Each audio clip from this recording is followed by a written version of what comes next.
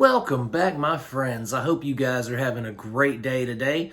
I know I'm having a good day because, as always, I get to talk to you guys and talk about the thing that we're passionate about, and that's movies. So today, we're going to be talking about Priscilla from 2023, directed by Sofia Coppola. All right, this is Starling.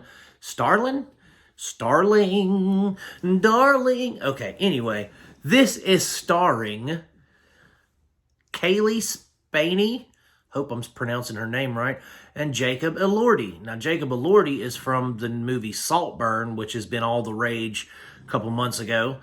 But so it stars them. She's Priscilla, and he stars as Elvis. And we have a few supporting cast members that I didn't care to commit their names to memory or write them down because they really didn't affect the film one way or another. So, Kaylee Spaney is playing Priscilla, right? And this is so this is based off of Elvis and Me, or The King and Me, or something. Priscilla Presley's memoirs. That's what this is based off of. And the thing is, Priscilla Presley was an executive producer on this. So as far as the being accurate to source material, which is her memoirs, or just being accurate to how her life was portrayed, she had her finger in that. You know what I mean? Like, she had her hand on that. She had the final say, and yes, that's how he was, or that's how the times were. So she kind of had the final say on that, right? So when I'm watching this movie, I'm thinking to myself, this has to be an accurate depiction from her point of view on Elvis. And let me just say this movie does not paint Elvis in a flattering light whatsoever. I mean, he's narcissistic. He's mentally and emotionally abusive. He never struck her, but he struck things next to her to intimidate her and scare her. And let's just face it.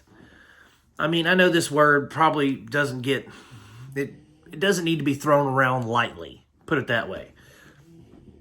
Elvis Presley was a pedophile, okay? Like, that dude, he met Priscilla when she was 14 years old and they started dating. He was already in like his 20s or mid-20s when they first got together, right? He was damn near 10 years her senior. And he was like, well, I'm going to chaperone her. I'm going to make sure that my daddy takes good care of her and all that, right? And he's like, feeding all these lines to her parents who were like, of course, just take her. Why not?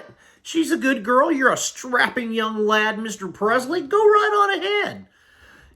That's just, I mean, maybe it was a different time. It was the 1950s, and there was different times back then. I mean, my grandmother and my grandfather were like 6 or 7 years apart, When they first got together, I think she was 14 and she lied to him about being 17 and he was 20.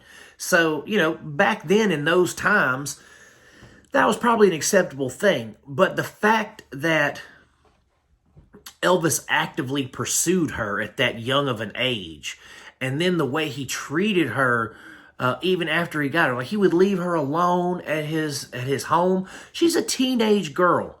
He's a 20-something-year-old man. He leaves her alone with his dad and his grandmother and his cronies, and he goes and he's hanging out with Nancy Sinatra, probably, being in an affair. He's with other people, other women in movies that, he's probably having an affair with them on Priscilla. It's just like he was her plaything, or she was his plaything. I'm sorry. She was his plaything, and it was really, like, I felt gross watching it. I'm not gonna lie. I was super uncomfortable, especially when she's supposed to be like 14 or 15 laying in the bed next to him, and he's just, and he was grooming her. He was talking about, oh, you're the best. I love you. And then when she would say something he didn't like, he'd lose his damn mind, and then he'd be like, come here, baby, I'm sorry, baby, I'm sorry, you know you're my only one, girl, I love you, baby. And it's like, shut up, you effing loser. Like, he really was just a nasty dude.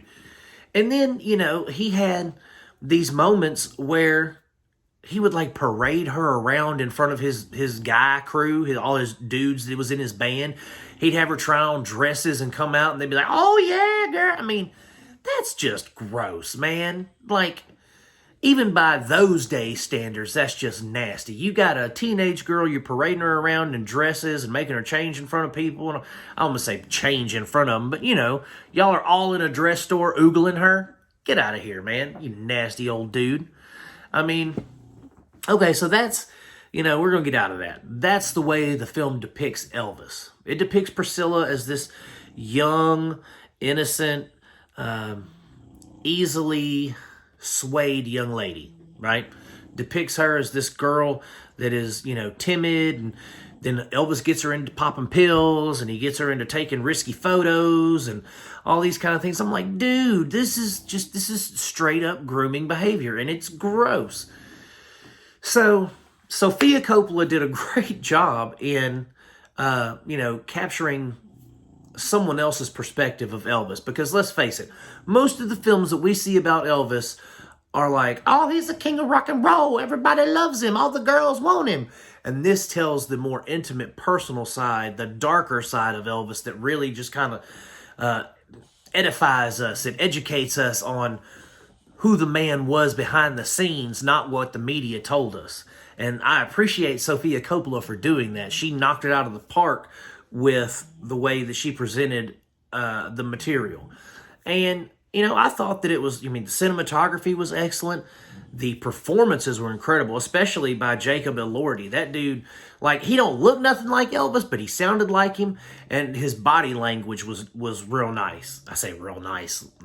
His body language conveyed Elvis, put it that way. His pelvis wiggling and all that.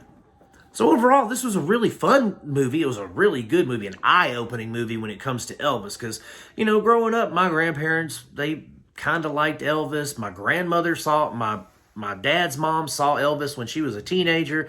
I mean, you know, Elvis is kind of ingrained into American culture, and then to see him in such a different light is like, wow. You know, like, it was excellently made film. So, you know, if you get a chance to check this out, it is streaming on Max. I'm giving it 4 out of 5 stars because it was absolutely just, I don't want to say groundbreaking, but like I said before, it does take a different look at Elvis Presley, and I appreciate it for that. It doesn't sugarcoat him and make him this like larger-than-life character. It shows him as a man, it shows him as a person, as a human being, and it shows his faults. It lays them bare in front of us, and I love that. So this gets 4 stars out of 5. It's streaming on Max if you guys want to check it out. Once again, thank you guys for watching my videos. I really appreciate it. I love it when you guys are checking them out and commenting and, you know, engaging. I enjoy that. I love it. And I'm going to keep making them as long as you keep watching them, guys. God bless you. Peace out. See you next time.